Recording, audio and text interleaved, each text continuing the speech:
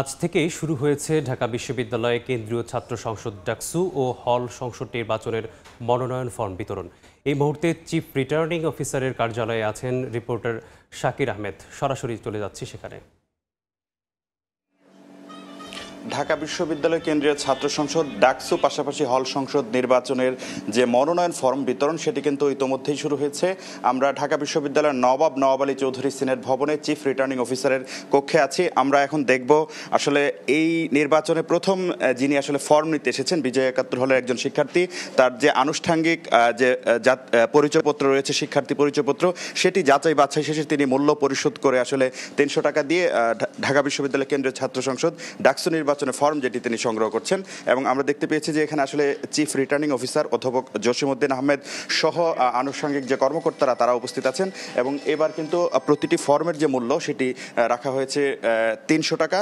এবং এই কেন্দ্রীয় সংসদের পাশাপাশি কিন্তু হল থেকেও কিন্তু শিক্ষার্থীরা হল সংসদ নির্বাচনের যে ফর্ম সেটি কিন্তু তারা সংগ্রহ করছেন।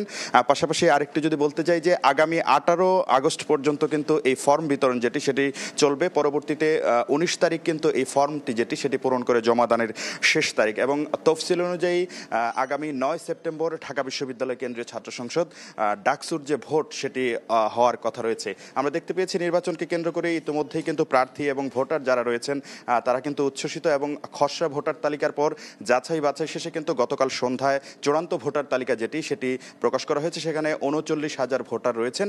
পাশাপাশি বিশ্ববিদ্যালয়ের এই চিফ রিটার্নিং অফিসারের পক্ষ থেকে জানানো হয়েছে এই যে চূড়ান্ত তালিকা সেটিতেও যদি কোনো ধরনের অসঙ্গতি দেখা যায়, তথ্য প্রমাণ সাপেক্ষে যদি কোনো হত্যা মামলার আসামি বা কোনো বহিষ্কৃত ছাত্র সেখানে ভোটার থাকেন, তথ্য প্রমাণের ভিত্তিতে তারা সেটিও সংশোধন করবেন।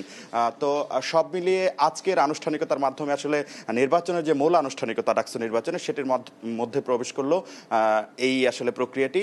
তো এই ছিল আমার কাছে ঢাকা বিশ্ববিদ্যালয়ের নবাব আলী চৌধুরী সিনেট ভবনের চিফ রিটার্নিং অফিসার থেকে ডাকসু নির্বাচনের মনোনয়ন ফর্ম বিতরণের সর্বশেষ খবরাখবর।